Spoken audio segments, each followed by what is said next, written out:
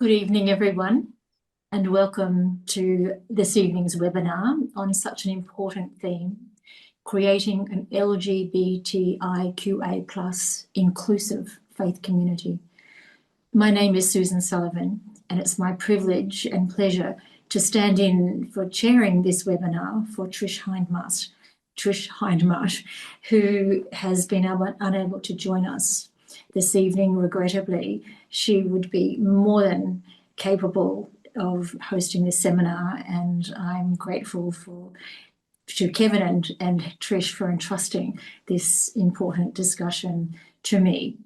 I'd like to begin with an acknowledgement of country and acknowledge the traditional owners and custodians of the land on which we meet and pay our respects to Indigenous elders past, present and emerging, those who have cared for this country since its creation. Sovereignty has never been ceded. It always was and always will be Aboriginal land. And we commit ourselves to work toward a more just settlement for all Indigenous people. We are blessed to be joined this evening by three wonderful speakers who I've had the privilege of meeting in preparation for this discussion, and they are Stef Rozitis, Angela Hahn, and Tim Smyth. And we have shared their bios with you, but I will just very quickly recap those. Stef is a PhD student researching masculinities in education at Adelaide University and has been a Catholic on and off for 52 years. They knew they were genderqueer as a child long before they had any words to explain their identity. Throughout their teens and young adulthood, they struggled with severe depression as a result of trying to be what they weren't. Stef has 3 supportive adult children. And Angela is the founder and chairperson of Acceptance Perth. And I've read today that that was refounded, I think, in 1993, an amazing achievement. An LGBTIQA+ affirming community group in Western Australia. Angela has a background in parish youth ministry, and as a pastoral care worker, she brings a pastoral heart to questions of faith, identity and belonging, and a deep commitment to the church being a place where all are welcome at the table. And Tim now lives in Melbourne, has been married to his partner of 23 years since 2013. His partner of 23 years, married in 2018. He has successfully chopped and changed parishes over the years to find a welcoming home, usually after changes in the parish priests. He's active as a lector and music minister and has been a member of the Catholic gay group Acceptance since 2003. Sadly, 6 banners in rainbow colours, each displaying a gospel value, faith, hope, love, peace, justice and compassion, that proudly hung in 2 parish churches, now sit in his garage seeking another parish. And Tim is going to share images of those banners as part of his presentation, and I look forward to that. I just want to say at the outset this evening, as we enter into this conversation, the speakers have asked me to let you know that there are different terms that we'll be using across the discussion. LGBT, LGBTQIA+, and even gay and sometimes queer. And we're using these terms interchangeably. They have sometimes slightly different meanings for different people, but in the interest of simplicity, we hope that you'll understand the variety of terms that we may use. And I just wanted to set the ground for our conversation with just a brief reflection that I've drawn from what I find a most wonderful resource.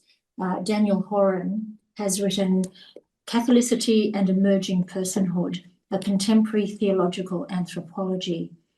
And in that book, he reminds us that binary ways of thinking are embedded in our theology, have been embedded in our theology for millennia. And in spite of other advances, for example, in evolutionary biology and cosmology, Our understanding of the human person and sexuality in particular remains largely unreflected and resistant to what modern natural and social sciences has to offer. But if we take seriously what it means to be a Catholic or universal, we must face up to what this implies, what universal and Catholic really implies, and what Catholicity should mean, and that is an embrace of the whole. And Catholicity should mean wholeness and making whole, and striving towards our intrinsic connectivity. And that's such an important ground for our conversation this evening when we're talking about an inclusive faith community. Because we know that official church teaching has quite humiliating and judgmental language and exclusive language when it talks about LGBTIQIA plus people. But if we are sincere in our theological inquiry, which is, as St. Anselm tells us, faith seeking understanding, we will know that we really must enter into a deep engagement with new and ever emerging knowledge. We must embrace the reality of doctrinal development, as John Henry Newman and Bernard Lonergan tell us, and it demands that we resist black and white thinking. We must recognise the world's complexity. And true theological inquiry impels us to recognise that the core of our faith, if the core of our faith is to be received, then it must be articulated in ways that can be understood. And I'm sure you'll acknowledge with me that there are ways our faith is articulated at present that make it difficult to be understood, not just by LGBTQIA plus people, but by their families and friends and by many, many Catholics. So this evening we enter into, we're invited to enter into a holistic understanding of human diversity and the reality of God's grace lived out in response to that gift of diversity. So we're grateful to hear from our speakers, and we begin with Angela. Thank you, Angela. Thank you, Susan. There's a moment in Exodus where God calls Moses to lead, and Moses says no, not because he doesn't want to, but because he doesn't think he can. I know that feeling. When my priest asked me to set up our 18+ youth ministry, I almost said no too, because I'm gay. Before I go on, I use that word deliberately. It's an old umbrella term for the whole LGBTIQA+ community. It's also an old word which means happy, and I am happy with who I am. Anyway, going back to Moses, I thought about how he said he wasn't good enough to lead because of his speech impediment. And then I realized that my version of this is being gay. And then I reflected on what God wanted me to do, and that's why I said yes. But while the group was having fun and growing in faith together, the religious discrimination debate started. That's when I knew I had to leave.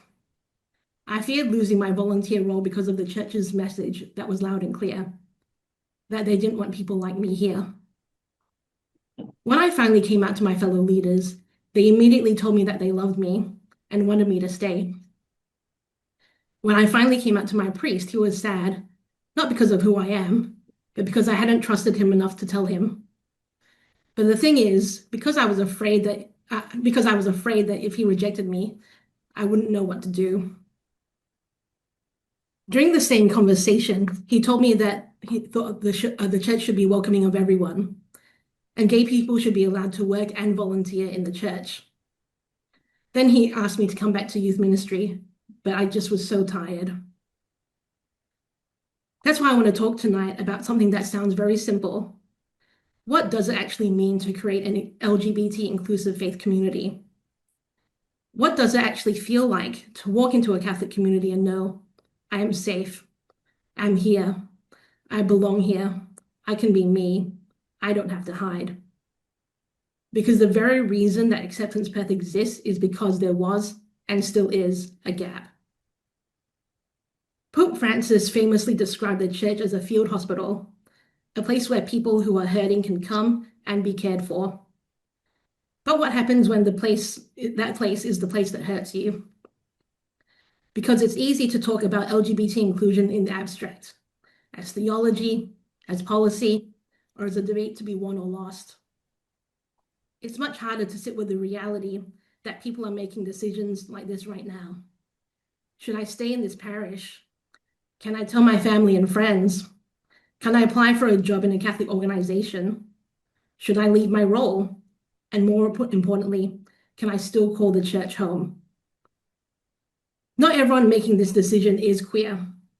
I've spoken with parents who know or suspect that their child is queer. And the common thread that they want to know is that they want a place where their family can be supported because they want to pass their faith down to their child. I know allies who have left their church jobs or even left the faith itself because they face an impossible choice: to stay somewhere that openly criticizes the people they love or leave. Sometimes people don't realize that they're pushing someone towards that choice. They say things like, I love you, but that's not what God wants for you, or love the sinner, hate the sin. The person saying these things may genuinely believe that they are being loving and faithful. But good intentions do not erase harm. You do not get to decide whether something is harmful simply because you didn't intend to cause harm. It is the person hearing it that feels the impact. And we know the numbers. Queer people are twice as likely to experience poor mental health in their lifetime, not because they're queer, but because of how people treat them.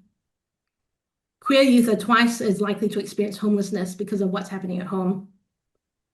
And imagine this: having just one accepting adult in a young person's life cuts their suicide risk by 40%. That's massive, and it tells you something important, that belonging isn't abstract, it's protective. It can be the difference between someone staying and someone leaving, or worse. So let me ask you something about homelessness.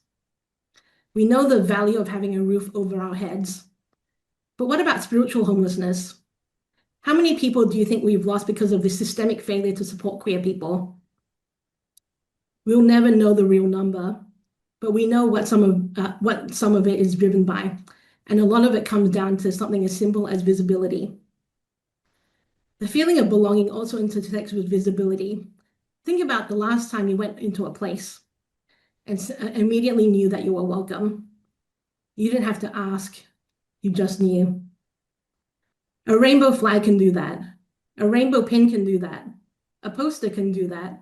Someone saying, queer people are welcome can do that. A friend told me that he discovered a church worker who wore a rainbow pin on her work lanyard.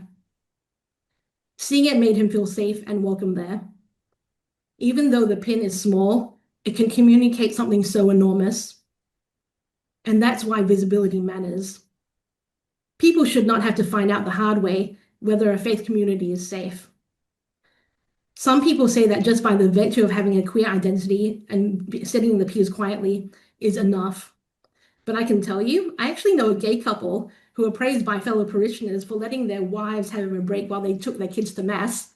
But I can also tell you that they've never had wives or girlfriends. People just made stuff up in their heads about them. Visibility also matters because the opposite of seeing yourself reflected in a community is not just feeling excluded.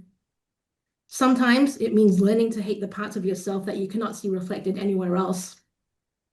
And every time someone is pushed away, the church loses something too. We lose a good priest, a good teacher, a good worker, a good volunteer, or a friendly face at Mass. That's why inclusion is not only about what queer people gain, it is also what the church community loses when people leave. I wish more priests and religious would speak up, because when they do, it changes everything, especially if it's someone that you already know. And it would be more meaningful if our local bishops would say something too. Because visibility isn't just about symbols, it's about role models. And when your bishops and priests stay silent, what are you supposed to do? Who are you supposed to look for inspiration that you can be LGBT and Catholic? For many of us, the answer might be coming to a group like Acceptance. But it's always daunting taking the first step to meet a group that you've never met, especially if it has something to do with an emotional wound. Sadly, it can take a long time for people to find us, not because we're allowed, Sadly, it can take a long time for people to find us because we're not allowed to advertise in dioceses and parishes.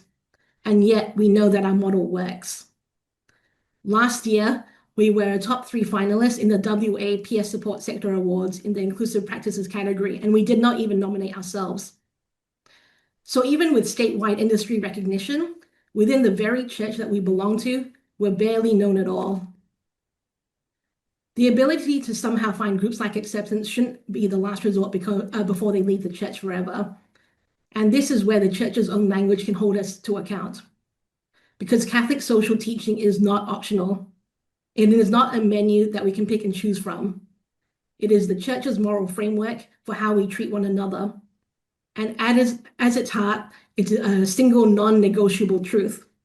Every single human person is made in the image and likeness of God. Not some of us, not most of us, all of us, fully, completely, without exception.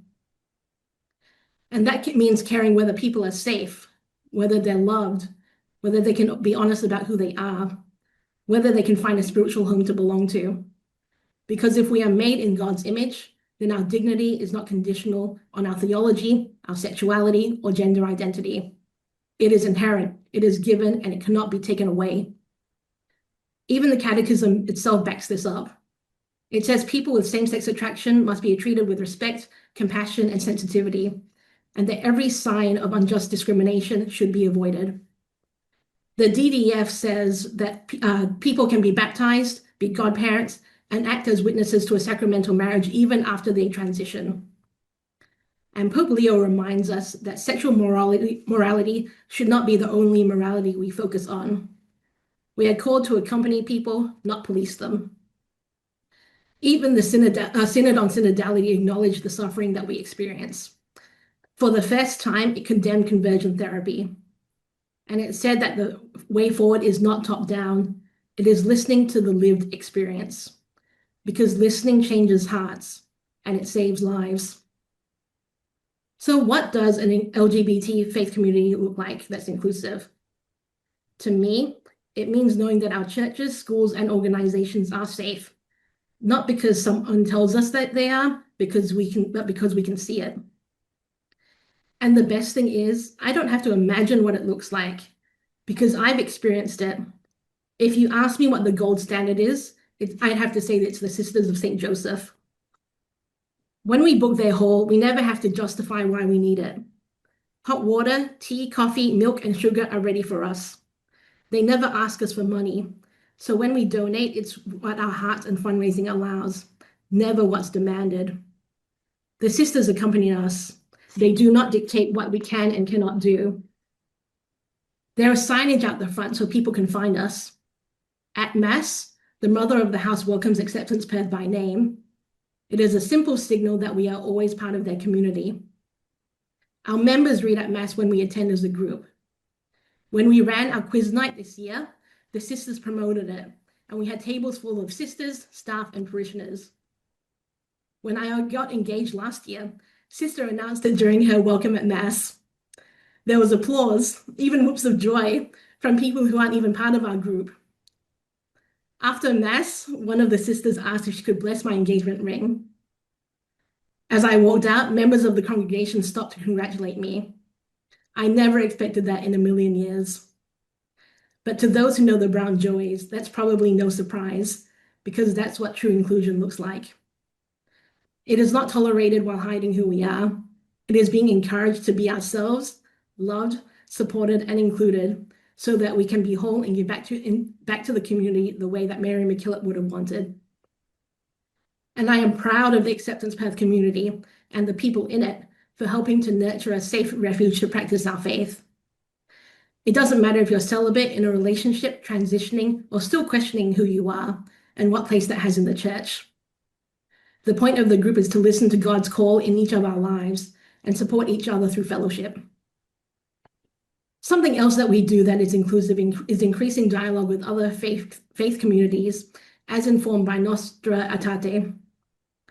Amongst other things, we attended the Bondi Memorial Night at the Jewish Synagogue, because true solidarity means showing up during one of the worst times of their lives. So even if you are uncertain about the theology, uncertainty is not a reason for inaction. If anything, it is an argument for erring on the side of welcome. It is what Jesus did when he ate with the people the world had pushed to the margins. Even when the disciples grumbled about it, he did it anyway. So let me leave you with this. If you are an ally, when someone says something anti-LGBT in front of you, say something simple as, "I don't believe that's true." If you know or suspect that someone in your life is LGBT, tell them that you love them and support them without condition. And then ask them, "How can I best support you?" And when they tell you, listen and then take action. If you are LGBT yourself, stay and let yourself be seen. This can be as simple as just showing up. That on its own is an act of courage. And if you're in a position to do more, like a teacher, a parish worker, a Catholic leader, someone with a platform or influence, then more is being asked of you too. Maybe it's as simple as wearing a rainbow pin. But for everyone else in this webinar room, it starts with the people in front of you, the people in your pew, the people in your family, the people you haven't met yet who are waiting to know that they're safe. And if you don't know where to start with these words. I love you. You belong here.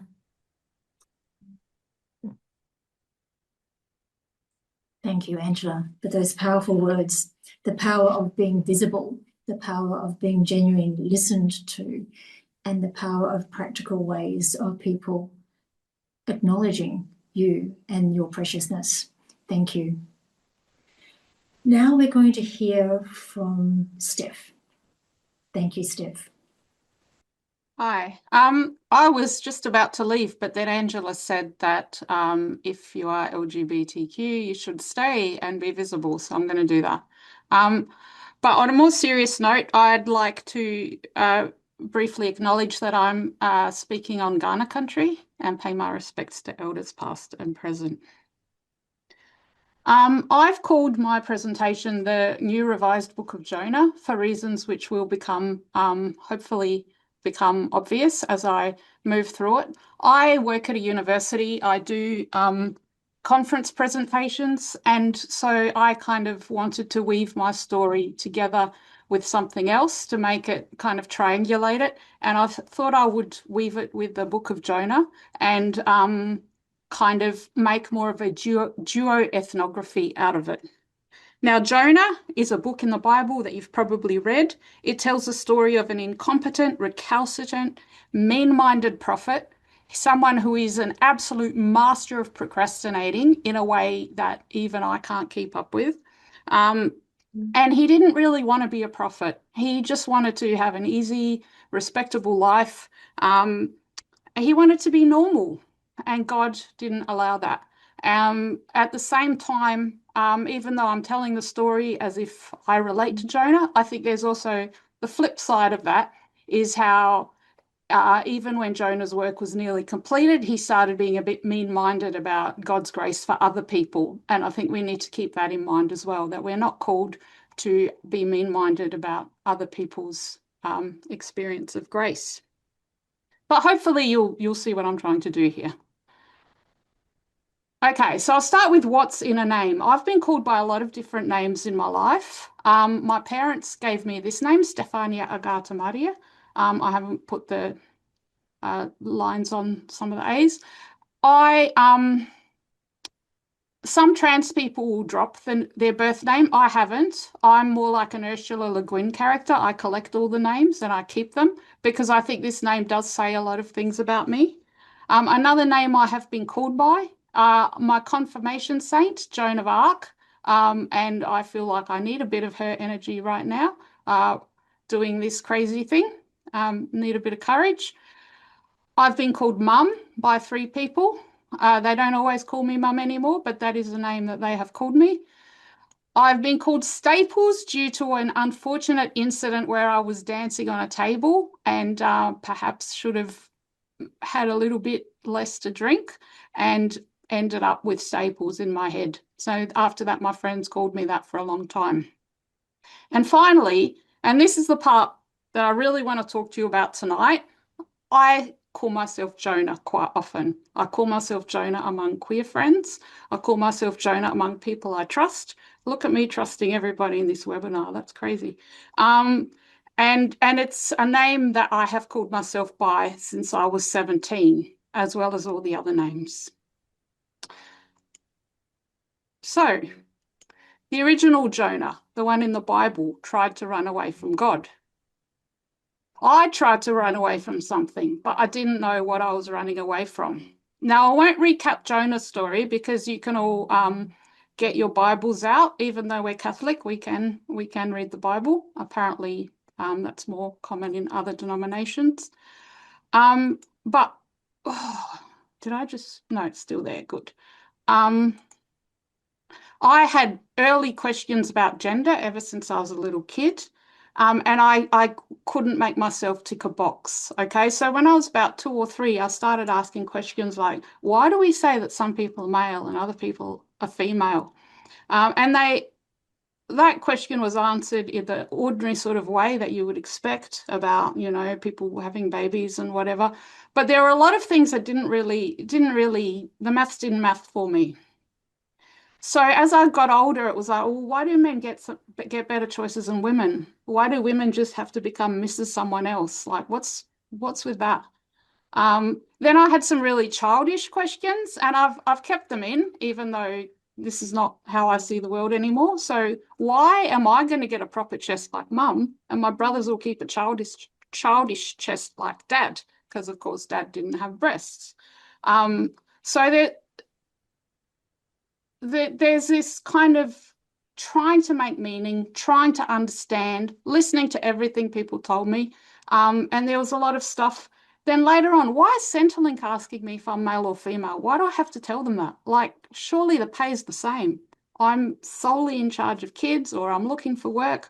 Why do they need to know if I'm male or female? Why do I have to tell the theology college that I'm female? Oh yeah, that's so they can't ordain me. I get that one. But also, no, why can't we be ordained? You know, why does birth certificate only list occupation for men? I think that's changed now. But when I was little, I remember looking at my birth certificate and thinking, that's weird. They don't say on there that my mum's a dentist. They only say that my dad's a teacher. This was when I was about 11 or 12, into my teenage years, why do men call out horrible things to me wherever I go? And then later on, when I went out to pubs and clubs, why do they come and hassle me and, you know, do that kind of dynamic thing? And ultimately, I think a lot of these questions were, why am I defined by my biology? I am so often defined by my biology instead of people getting to know who I really am in any way.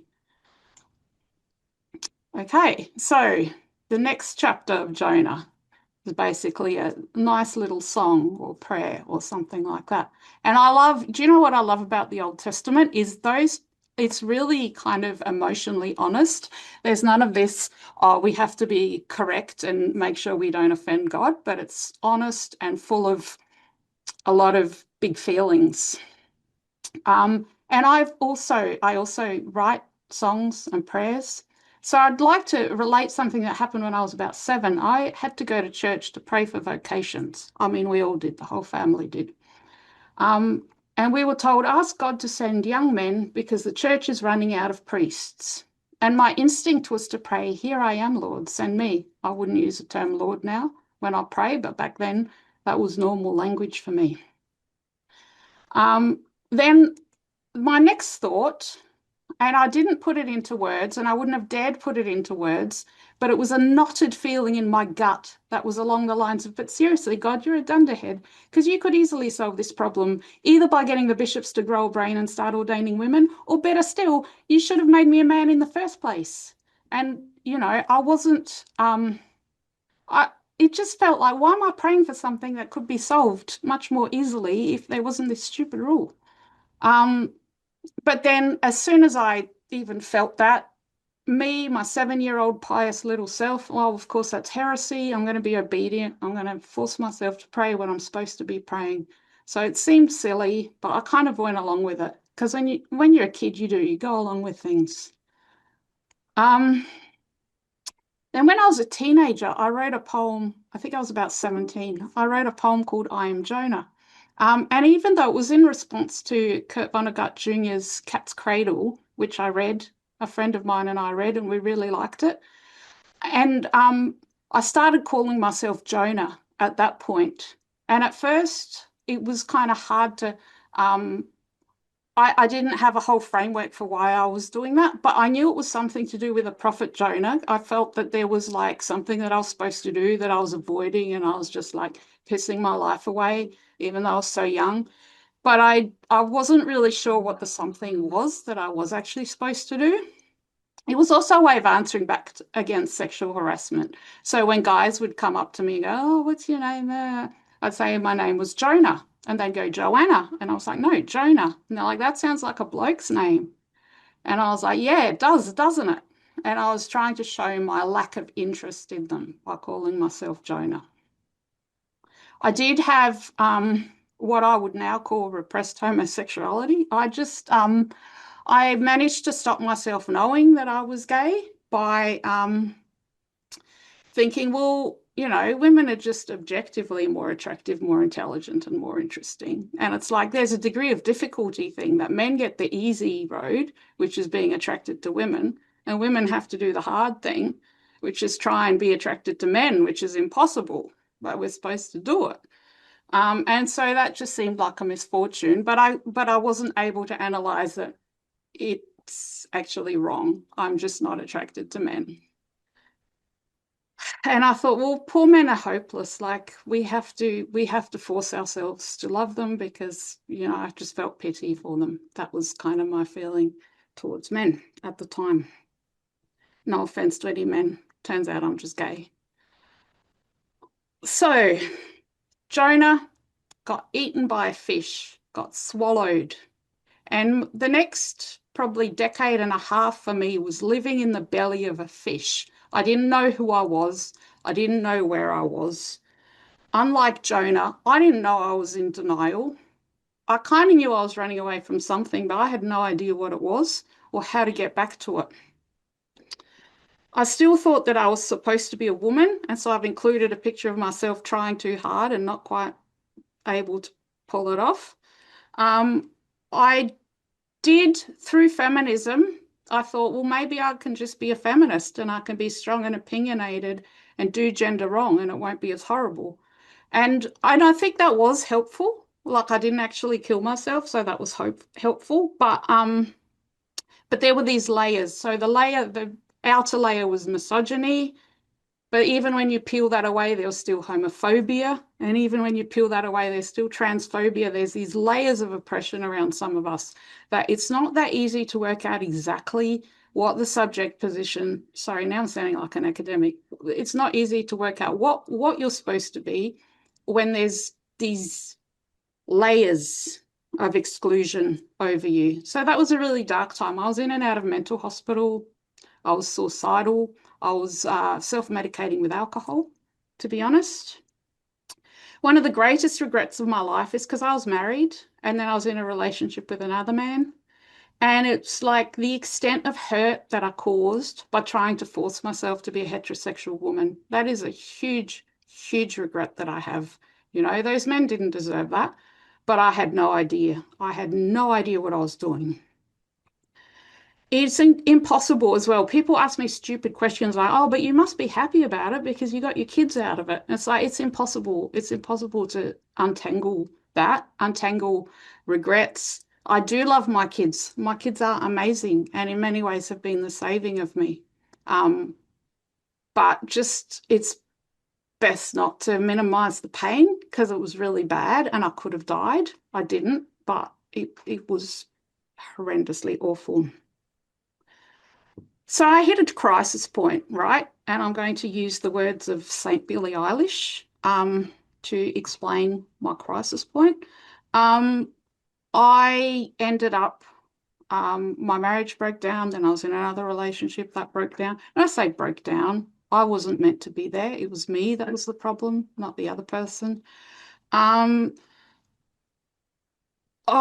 ended up leaving the church, leaving my faith. I have to look at my notes now because I'm upsetting myself by saying this.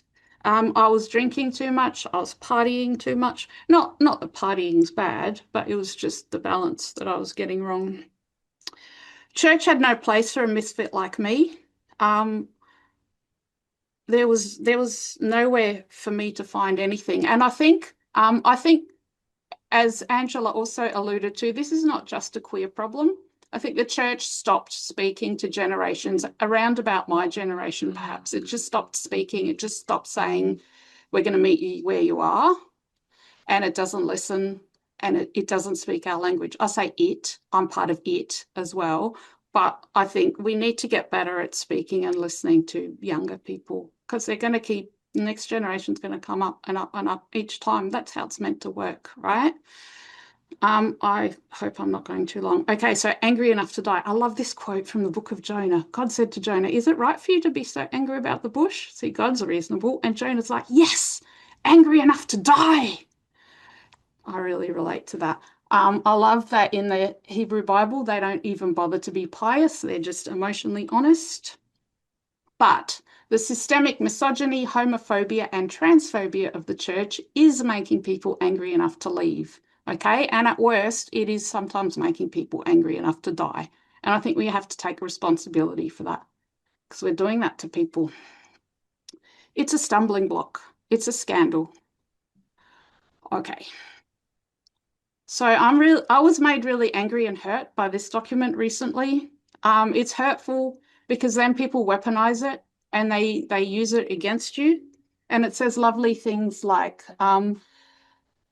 human beings as a species are and always have been fundamentally binary, male or female. So what? Are we going to ignore science? What the hell is this? They call it Catholic anthropology. And it's like, you got to be kidding me. Yeah, and then they say, this is interesting, the Christian vision sees the whole person in all aspects of their humanity and steers away from language that reduces the person to their gender alone, which is very interesting because that's not what happens. Because as soon as there's a big celebration in the church, all the clergy, and they're all male, are in the centre, and everybody else is like just the hoi polloi. They're just like the nothings. And women are reduced to biology so often by the church, and they're just there to have babies or whatever. So that's a lovely sentiment, that second one, but we got to start actually practicing it. Just that quote again. Love that quote. So how did I discover my queer self? Very briefly, I had left the church. I didn't believe in God, and I accidentally fell in love with a woman. And this was a knock me off my horse type situation, like Paul. Not that I'm Paul. Like it, I did not see it coming whatsoever. But as I showed you a couple of slides ago, I had completely lost my faith. I didn't believe in God at all. But when I looked at this person, I saw the fingerprints of God on her, and I just knew that I believed in God. It was as simple as that. So being queer saved my faith, not just my life, but my faith. I then returned to a church community that is very expansive and does welcome me, and I'm not going to name them because I wouldn't want to get them into trouble for letting a heretic like me be with them. But I think most church communities couldn't accommodate the me that I am now. I don't think I could just go to another church and be okay. I think I have to be careful to go where I am welcome, and welcome as my whole opinionated self, not as a pretending to be obedient version. So this is some of my research just to show that when I'm not depressed and not trying to kill myself and not trying to be heterosexual, I suddenly turn out to be a little bit productive after all. And I'm just going to leave you with a thought from our wonderful St. George Michael that many of us love. I don't feel any guilt about being gay. I feel blessed. Thank you. Stef, thank you. Thank you so much for your really honest personal story, which takes each of us into the reality and the depth of the experience of people living a different form of life to what many of us do. And the best of theology always begins with human experience. So you've really given us that kind of ground from which to continue our conversation. And the power of your expression of the confusion and the pain, both experienced and caused in your journey, is very thought-provoking for all of us. So thank you for your honesty and your courage that you started out saying you needed and demonstrated powerfully. Thank you. So finally, we'll hear from Tim. Thanks, Susan, and also my thanks to Stef and Angela, because you demonstrated the power of stories, a very important process that the church needs to go through. I'd just like to emphasise that this background picture is not my mansion that I live in Melbourne. I actually live in a suburban townhouse, but it's a very nice garden in this photo. Well, being gay and Catholic, fortunately for me personally, I've never had a problem reconciling my faith and being gay. But notice I use the word faith, not church. I'm the eldest of 7 children in a Catholic family, went to a Catholic school, was an altar boy, even partway through high school, wondered whether I had a vocation to the priesthood. And Mum was right, and my Irish mum. She often said a lot of people leave the church for the right reason, but they don't leave their faith. I know I am not intrinsically or objectively disordered. I know that God knows me and that God loves me. I and my husband will be celebrating 23 years of a rich, loving relationship in a few weeks, the 6th of September. And a few weeks later, 5 years of marriage under Australian law. We got married on the 18th of September. However, I have met far too many people and also read far too many stories of gay Catholics who have struggled with their faith and being gay. They've been disowned by their families. They've contemplated suicide. They've attempted suicide. They've been sent to counselling for help to make them change. And they continue to struggle. And in every situation that I'm aware of, this has been due to the church, not their faith.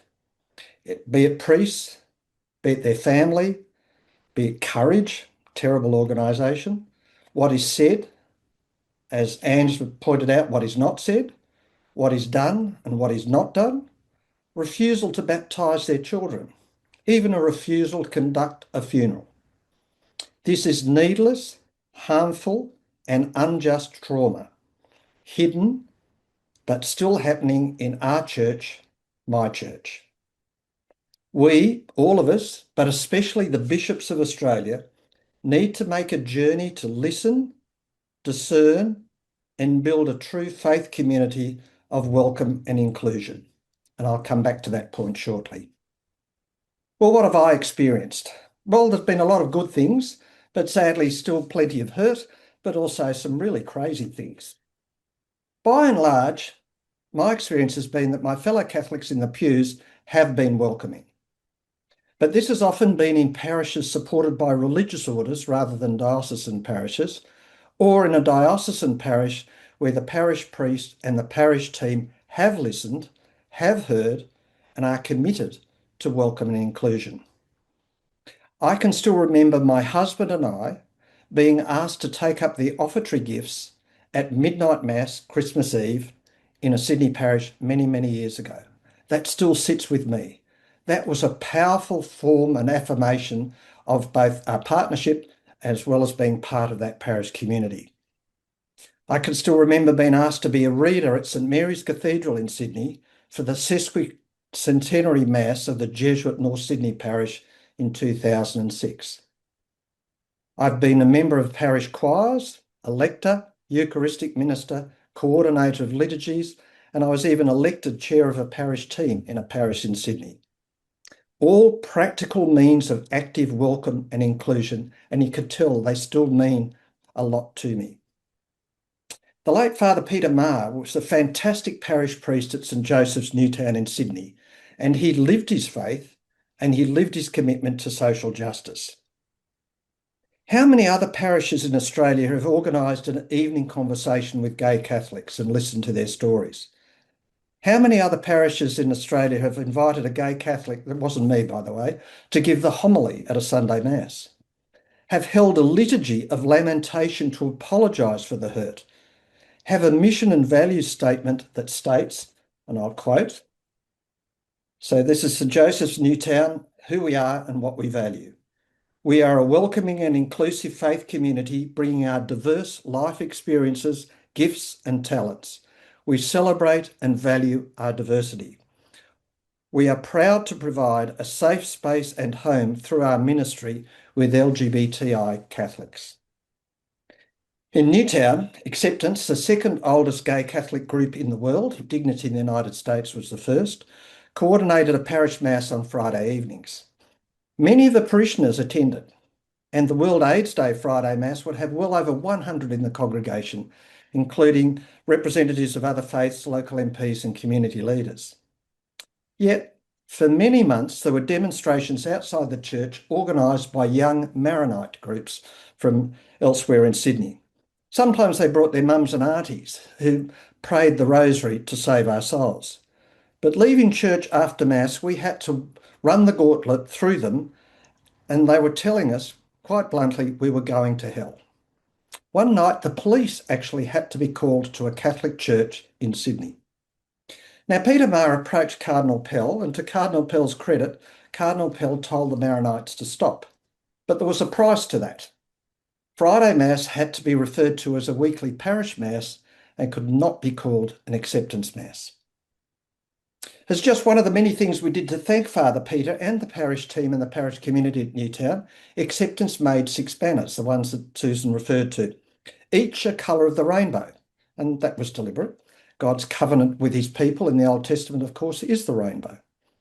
And each of them had embroidered by a lesbian materials artist in Acceptance with a gospel value, faith, hope, love, peace, justice and compassion. And we presented them to the parish. They hung proudly in the church from World AIDS Day Mass in December 2011 until Father Peter's retirement. Sadly, as often happens in parishes, the next parish priest was different. He took them down and put them in a cupboard without any consultation.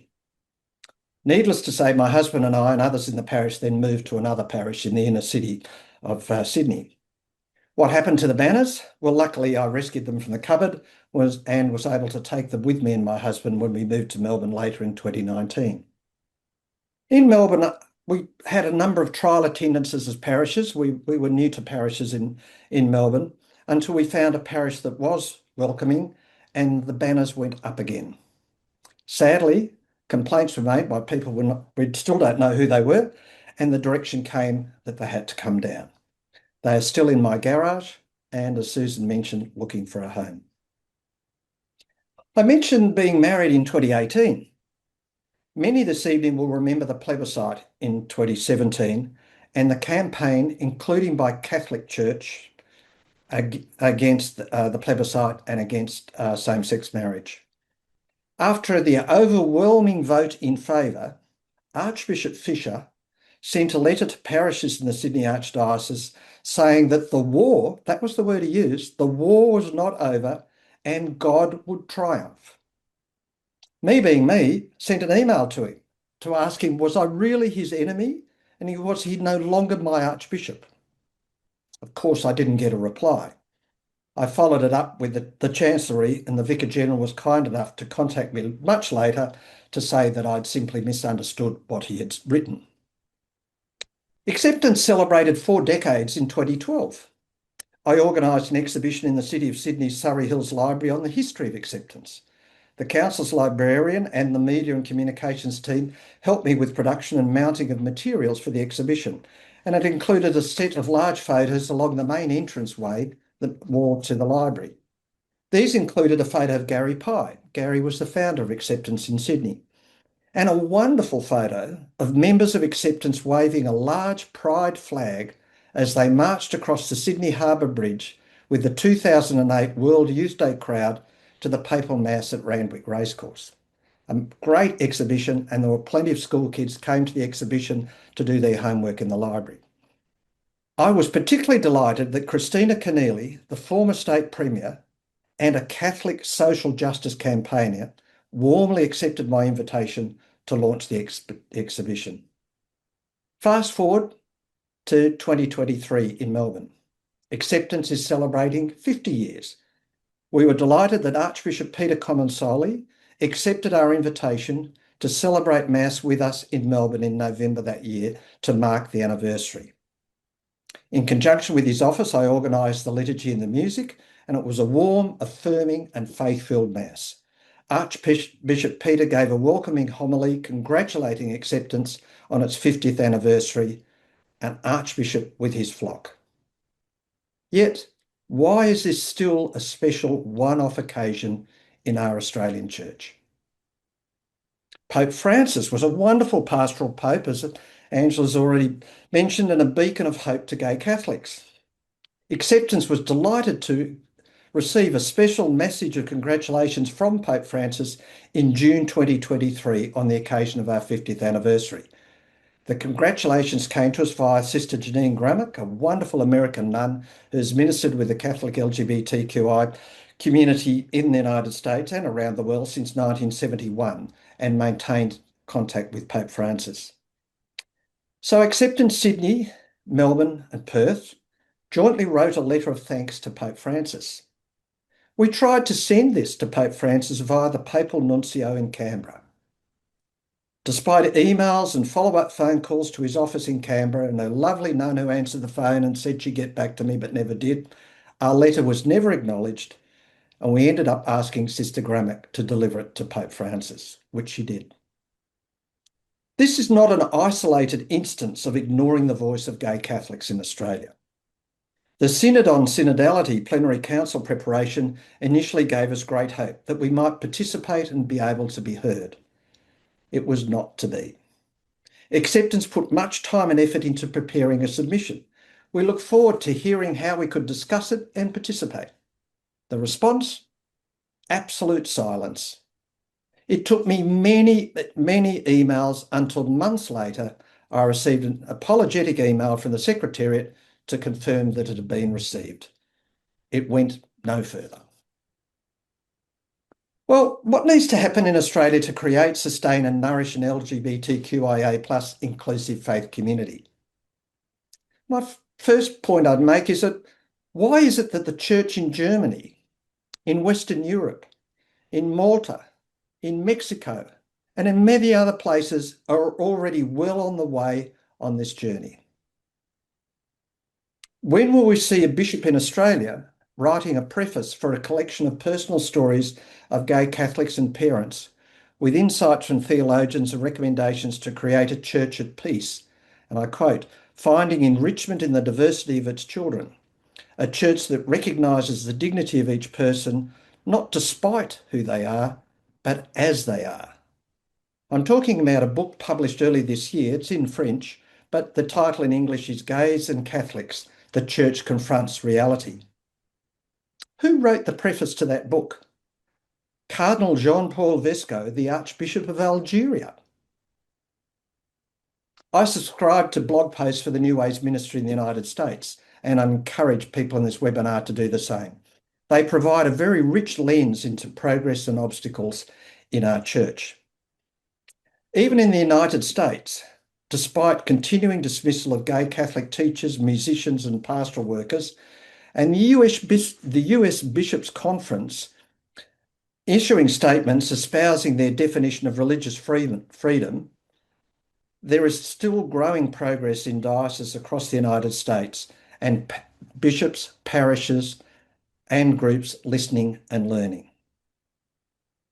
In Australia, while we as gay Catholics, our families, friends and allies need to continue to witness, speak and work for inclusion, we can't do this by ourselves. And I don't think it is our responsibility to do it by ourselves. We are part of the church. I think the catalyst required to accelerate progress lies with our bishops in Australia. With some notable exceptions, and thank you, Bishop Long, Parramatta, that's just one example. Where are the bishops in Australia who will step up and advocate for what the recent Synod Study Group 9 report calls for? A more listening, less judgmental church, and give the green light, particularly to priests and parishes, so that people in the pews can make that journey. And I just make the point that I think the journey is a bit like Elizabeth Kubler-Ross and the various stages of grief. The journey that needs to be made often starts with either prejudice or just ignorance. Then there's some discomfort when they're confronted with, say, a family friend that children, one of their children is gay, for example.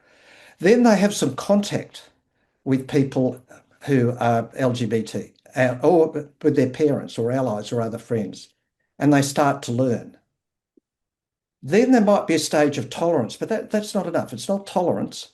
What we need to then have is that final stage of true welcome and acceptance. As another illustration, this very month of August, in the Diocese of Providence in the United States, there are parish listening sessions organised for LGBT plus Catholics and their friends, and this is in the actual, on the diocesan website, and for families to share their stories. Who's attending those sessions? They're 3-hour sessions, 3 to 6 p.m. The Bishop Bruce Lewandowski, will attend all of those meetings, will then celebrate Mass, and after Mass there's a dinner. I'm just hoping that and I'm praying that in 2027, it'll be a year of listening and learning in our Australian church, and wouldn't it be great to see similar sessions across Australia? And there are many resources available to assist parishes and priests in planning those sessions. New Ways Ministry, the Global Network of Rainbow Catholics, the Jesuit Outreach Catholic Ministry in the US is a fantastic resource, to just name a few. I'll finish with a few Sundays ago, we had the gospel story of Jesus feeding the crowd with only 5 loaves and 2 fish. Our church in Australia will flourish when we move from the culture of exclusion with spaces for the insiders, but the outsiders still being marginalised and excluded from that table. Every time Jesus gathers us for a meal, the Eucharist, he wants the bread broken and shared, the table expanding, revealing God's inexhaustible generosity. There's a wonderful Methodist and Uniting Church New Zealand hymnist, Shirley Murray, who sadly died in 2020. But she summed it up beautifully with a hymn, and I'd recommend this to everyone to find it on YouTube. For everyone born, a place at the table. And to finish, I just asked James to put up a photo of the banners that I was talking about. There they are. They're not in the order of the rainbow colours, but faith, hope, love, peace, justice and compassion. And a little advertorial, if there's a parish in Melbourne or regional Victoria who would like to have them hanging in their church, let me know. They're in my garage. Thank you. Tim, thank you so much for such a compelling articulation of both the reasons we have for hope, but also the reasons that discourage us at the same time. And those banners definitely belong somewhere, and I would suspect perhaps we could have a few contributions to our chat this evening of people who might want to provide them with a new home. If we auction them off, they might actually raise them. They're quite long, by the way. Are they? Yeah. Beautiful, absolutely beautiful. So thank you. What a rich feast we've had in this conversation tonight. And now is the opportunity for us to have a dialogue a bit further with some questions that you may be putting into the Q&A that should be visible on your screen. So please take the time to do that. I'm sure if I have a look myself, there'll be some thought-provoking responses so far. So we certainly have people acknowledging the power of what we've heard and the privilege of being able to share the experiences of our speakers this evening. So thank you once again to each of you. Our first question really, I guess, is the thing that I think many of us listening to you really hold in our hearts. How can we stop the clergy and other Catholics from their destructive attitudes towards the LGBTQI plus community? And this person references some examples where some St. Vincent de Paul conferences have had their work shut down because they have displayed a rainbow flag in their windows, which is distressing to hear. Are there any thoughts from our panel about that? It seems a big ask in a way. How do we stop people from holding destructive attitudes? Any thoughts in response to that? Yeah, I think I think it's awful that people who are expressing allyship are being shut down. I think that's a terrible thing. And I don't blame people if they want to protect good work that they're doing. However, I think we do all have to get more courageous, and we do all have to, this is Joan of Arc again. She's a bad influence. But we do have to push back, God didn't actually create a pyramid-shaped church and plonk it on our heads. God created us with consciences and hearts, and I think grassroots Catholics are wonderful people.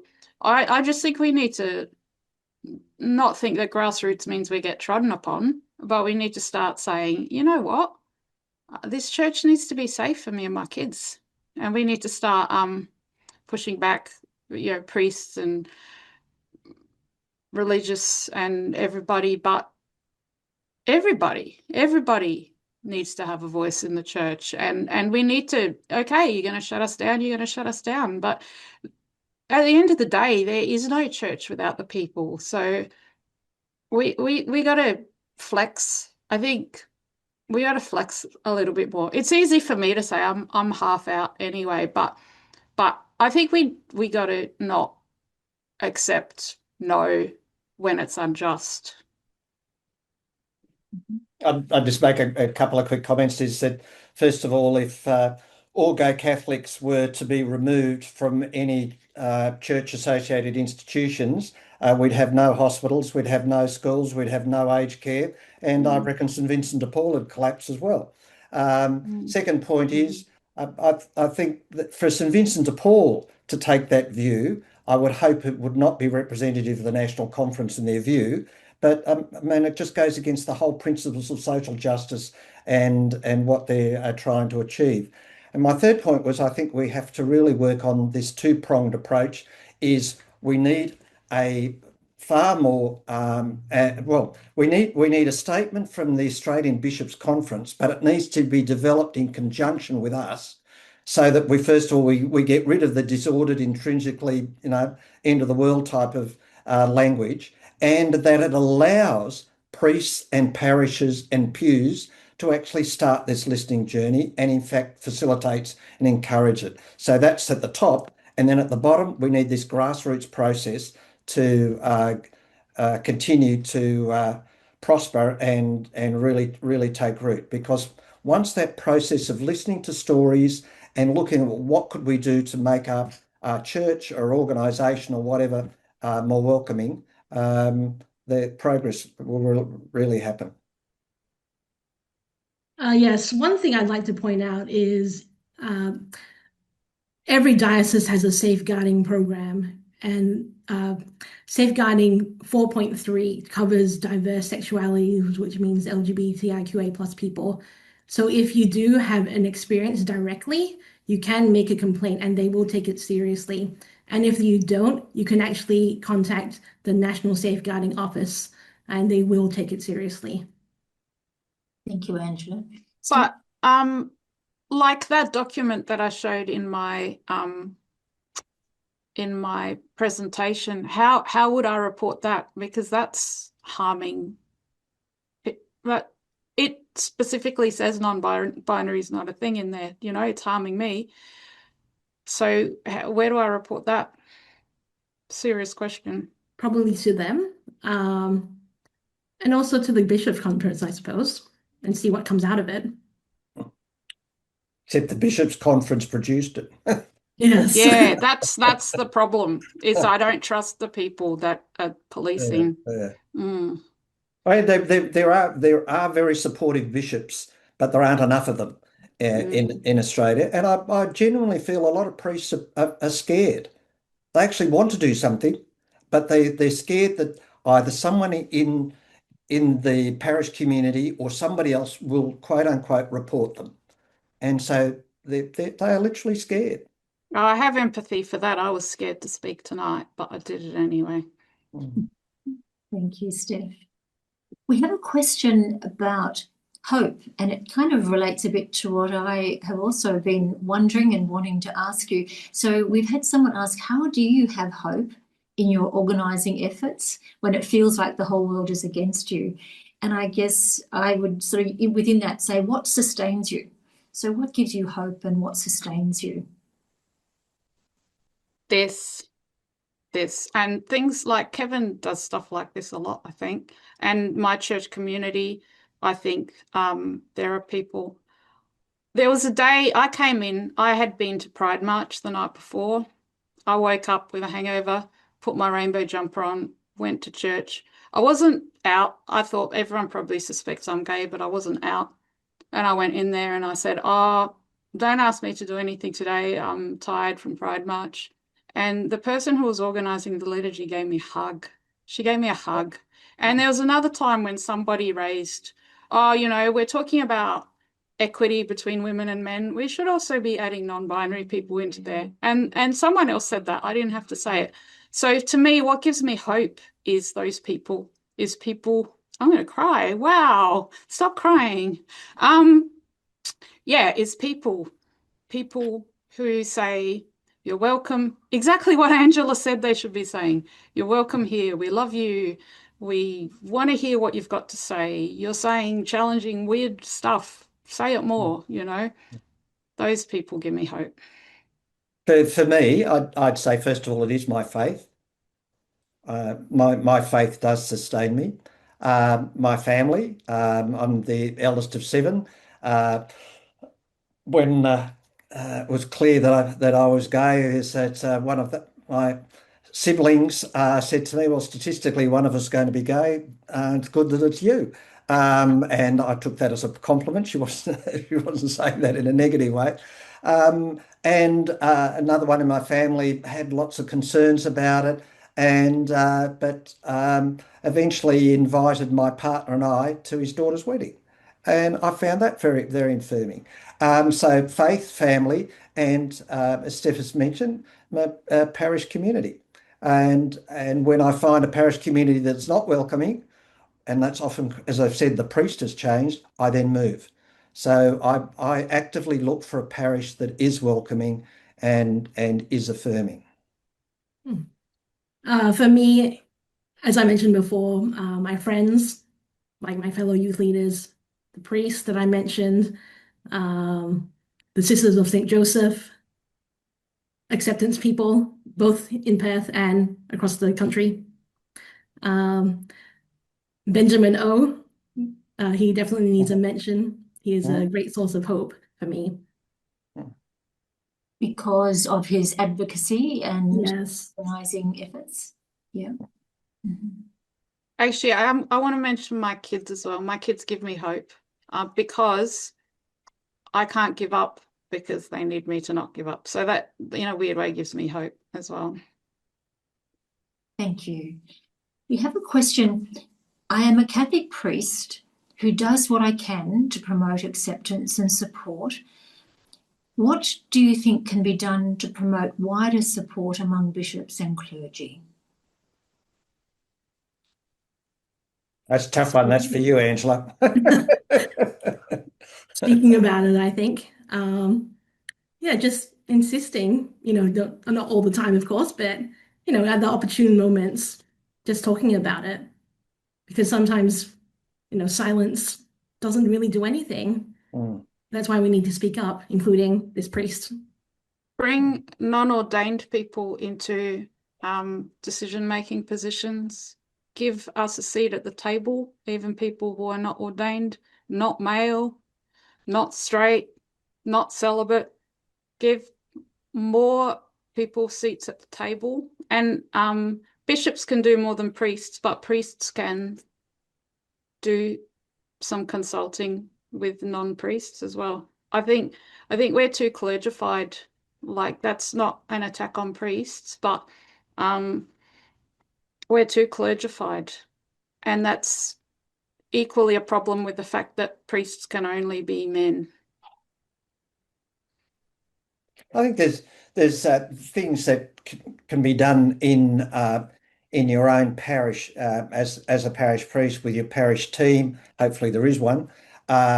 With even things about thinking about the wording of the prayers of the faithful, is that doesn't have to be explicitly overt, but in Melbourne it's the Midsummer Festival is the LGBT festival. That's in January. So maybe one of the prayers of the faithful in January is something that's specifically more affirming, is having in the bulletin and the parish newsletters the link to, for Melbourne Acceptance, just Google Acceptance Melbourne, you'll find it. In Sydney, the same, but the website is actually gaycatholic.com.au, and you Google Acceptance Perth and you'll find the website there as well. Is finding out about other groups that you could invite to come to a parish meeting, those sort of things there. Then within the deanery, or whichever the structure it is within your diocese, is raising the issue. Particularly, I think at the present time is that a number of dioceses at long last thinking of having some form of diocesan synod, or have actually organised one, is that making sure that this issue is part of that discussion. And I went to a service at an Anglican church last year, and one of the announcements was about the elections for the parish representatives to the synod, and I thought, goodness, I'd have a heart attack if they ever heard that an announcement at a Catholic church. You'd actually elect the people to a synod. So those sort of things there, and keep the issue visible.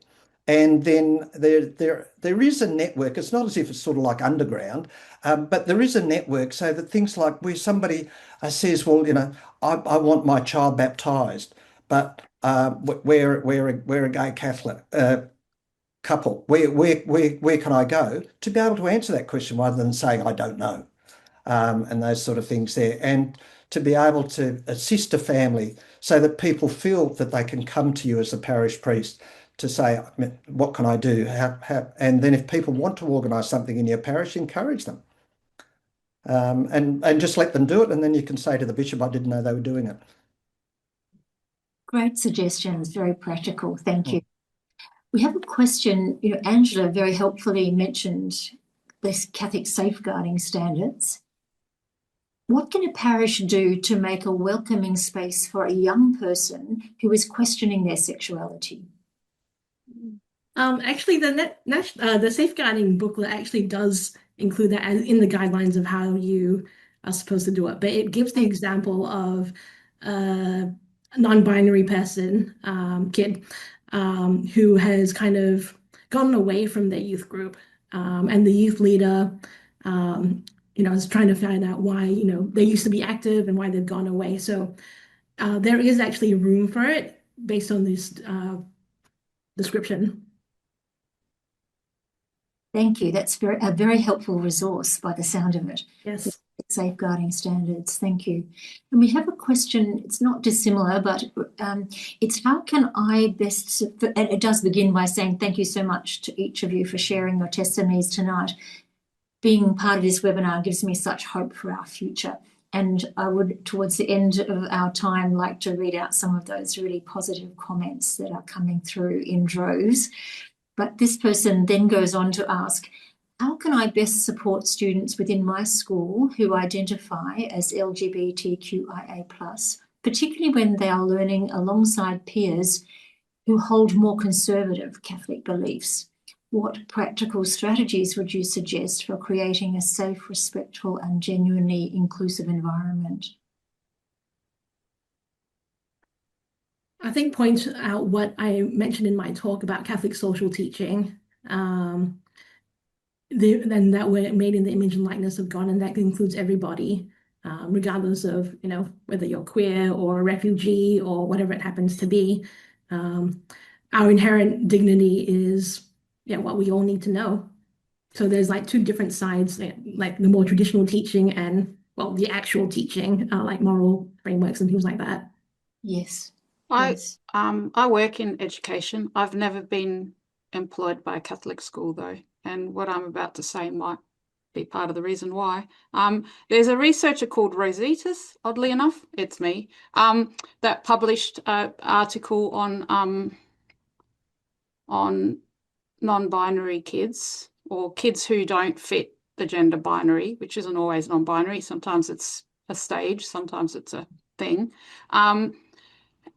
And there's a lot of research out there that says you've got to support that, you've got to affirm that. It's very dangerous for their mental health and their well-being to not be affirming that. And yes, some people come from more conservative backgrounds, but I think we've got to get a bit braver at saying you actually can't use church as an excuse to abuse people. Like we know that that's harming people.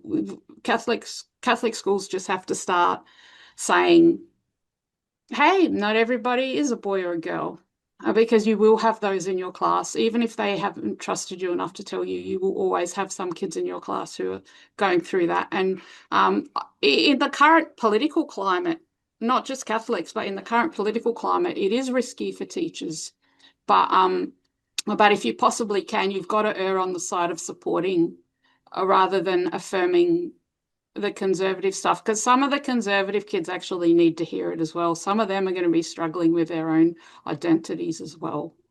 I wasn't brought up to be gay. I had to find it for myself, and that's dangerous. Thank you. One of our contributors to the chat has suggested that there are a number of resources around that we probably need to be more aware of. And there's a mention of a book by Michael Bernard Kelly, a text called Seduced by Grace, Contemporary Spirituality, Gay Experience and Christian Faith. And I really would like at this point to make sure everyone on the webinar is aware of this marvellous publication by Trish Hindmarsh, who really otherwise would have been chairing tonight's webinar. And I can't tell you how helpful a resource this is as well. It's so simply written, so succinct, and filled with both the kind of historical and theological background to some of the discriminatory, exclusive kind of thinking that does prevail still in the church, whilst challenging it as well with very clear theology and scriptural references. And it describes the many positive things that are happening, some of which our speakers have mentioned tonight, the different organisations that are supporting gay people. And it concludes with some very practical steps, which I might mention towards the end, that churches could take. And the focus of the, if you like, the future for our church that Trish articulates and explains in some depth is the importance for dialogue, for deep listening, and for theological development, that we really do need clearly articulated contemporary theology that takes into consideration our contemporary understandings that come through the natural and human sciences.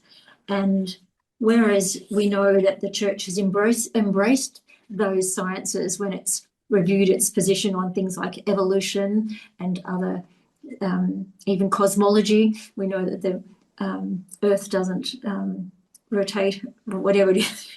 Anyway, so the point is that we need in the area of human personhood and sexuality to take seriously what the sciences have to say. And that is also called listening to the signs of the times, which we're encouraged to do through the church document Gaudium et Spes.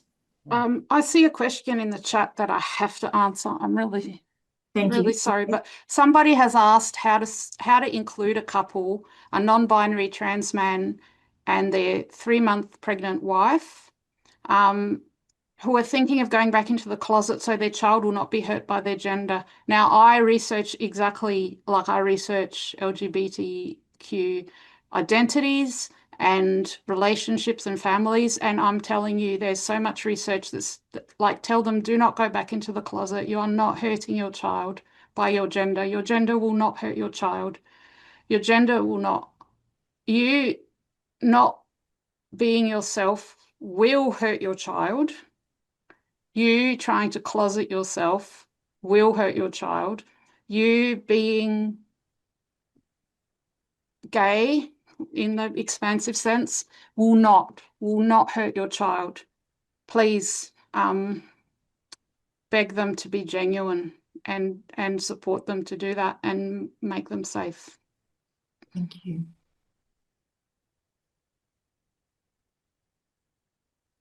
If my kids were here, they'd say that too. Thank you. There's so many comments here of appreciation for each of you. There may be some other questions that you can see that you would like to answer. I noticed that there was a comment about is there a registry or listing of safe parishes? I'm not aware of one in Australia. There's a sort of an informal one, and you ask certain people and they'll tell you such and such a parish.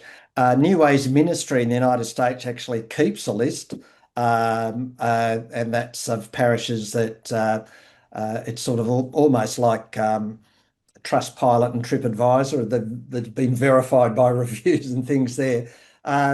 It's sort of sad that you almost need it, isn't it? Would it be safe for parishes? Well, that's the reason why I don't think there is one in Australia at the moment, because I think I don't want to suggest that parish priests don't have sort of backbone, but I think they are generally scared. Now, Archbishop Fisher's got other things to worry about with Catholic Schools New South Wales at the moment and other things there, but they'd be scared there. They wouldn't be in the Diocese of Parramatta. I think Peter Comensoli coming to celebrate Mass in 2023, that was fantastic. It was a very pastoral visit. However, the parish where that Mass was is that somebody, and I don't think it's Archbishop Comensoli, but somebody prevented a photo of that Mass being in the parish newsletter. Why? I can't understand why that would be a problem. So there clearly is this issue that something has to happen at the top, but this grassroots movement has to keep going and grow. And I'd hope that, say, in a Catholic school, that whoever's sort of a counsellor or a head teacher or whatever it might be have got the skills to know how to deal and support that student, and also support their family and protect them from bullying and harassment within the school. And there would be a network within Catholic schools that could help there. But again, it's sort of, I mean, I've still got hope, but it's sad that that the answer to that question isn't immediately obvious. Well, this is who you talk to, this is who you go to, that sort of thing there. Whereas if it was somebody wanting to know how do I become a catechist or something, there's a pathway to find about that. Yeah. So really, you're speaking in some ways to some of the new resources that we need to assist us on this journey. Yeah. And resources that suit the Australian environment. Clearly, they're not going to be available readily in Uganda, sadly, and other parts of Africa. But in Malta, there's amazing materials there. Even in the Italian Catholic Church, the community groups there's materials there. The German Catholic community, there's lots of resources there. Things are starting to happen in England and Wales and Scotland. I'm not sure how far things have got in Ireland. And the bishop in Mexico celebrated a Mass in a parish. Actually, that's happened a number of times in Mexico. And it is changing in the United States too. It's really interesting to see how bishops and cardinals are starting to change in the United States at long last. And it is intriguing why some places that you've named, and there's a lot of them that you've named, that seem to be much further advanced than we are in Australia. Have you got any insight into why that might be the case? No, probably need Stef's research into that. I haven't. It's obviously a mixture of culture and history and people driving things. there, and changes in personnel. I mean, there are some bishops in the German Catholic Church that think things are going the wrong way, and they don't agree. But there are bishops in the German Church that actually do bless same-sex couples, and quite not only happy but proud to do it. Whereas there are other bishops say, no, you can't, sort of thing there. I'd love to have our relationship blessed by, well, it doesn't have to be a bishop, but it'd be lovely just to have it blessed by a priest. I think one of the other things is just to get started. You can count a few religious sisters like Sister Prima in India who works with transgender people. And one of our members actually, who's from Indonesia, she belongs to a group in Jakarta. And what's interesting, I found, because as an Asian, I know it's quite difficult for us to be open and out, especially in our countries, is that in 2024, I believe, their version of acceptance, I suppose, had a meeting at one of their top Catholic universities in Indonesia, and that was about being inclusive in the synod on synodality. So yeah, things are possible, but you just have to get started, really. Thank you. On that note, with time beginning to slip away from us, I think we need to wrap up. And I would love to spend the next 5 minutes just reading out some of the comments that have been coming into the chat that are expressing appreciation for your honesty, your courage, how beautifully expressed you each have been.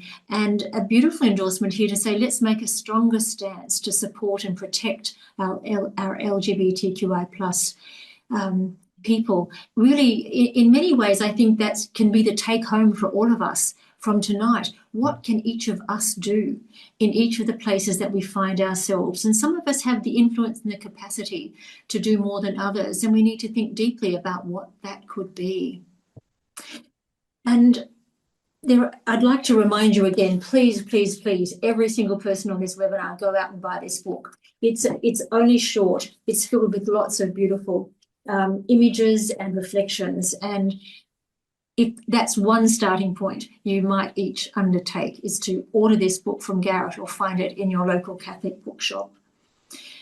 And I'd like to just conclude by just a couple of quotes. One from St. Paul to the Galatians: there is no longer division between Jew and Greek, male and female, slave and free. We are all one in Christ Jesus.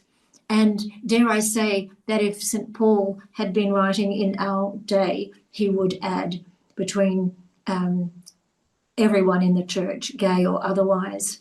And just, I guess, thoughts that come from Trish's book as well, that we are a journeying church. We're not a beautiful, pious association, which we shouldn't be, a beautiful, pious association that imprisons the Holy Spirit. But we should be a pilgrim church, always on the move towards God, never quite at home, always vulnerable, always being enriched by the journey. And really the foundational principles of the gospel impel us to take seriously what we have heard tonight. The modelling that we have through the gospels of inclusion, of care, of outreaching to the lost, the lonely, the poor, the homeless, the spiritually homeless. So I think we each really have a call to action after being part of this webinar tonight. I know I've learnt so much, and I have, I think, new ideas about what I can contribute as a member of the church to support LGBTQI plus people, and I hope that you do too. And I'd like to finish with a prayer that actually Angela has said I may share, and it is printed in this book. A prayer. This is called a prayer from Angela. Lord God, our Maker, the work of your hands reveals boundless goodness and glory. From intricate snowflakes to majestic peaks and every sunrise, your infinite love shapes our world and each of us. As we gaze upon your diverse children, may we always appreciate the diversity of each person, regardless of their identity, straight, lesbian, gay, bisexual, transgender, queer, intersex, asexual. We celebrate the unique artistry you've woven into each heart. Your love creates us all. Forgive our shortcomings, Lord, for failing to see the beauty in others, for our apathy and for our silence when we should have spoken. Your love forgives us all. We pray for unity, tenderness, justice, and compassion, that the world may know you through our love for one another, for your love heals us all. Thank you, Angela, Stef, Tim, for awakening us to the importance of this journey we need to undertake, and for sharing all that you have with us and impelling us to the next steps. Good evening, everyone.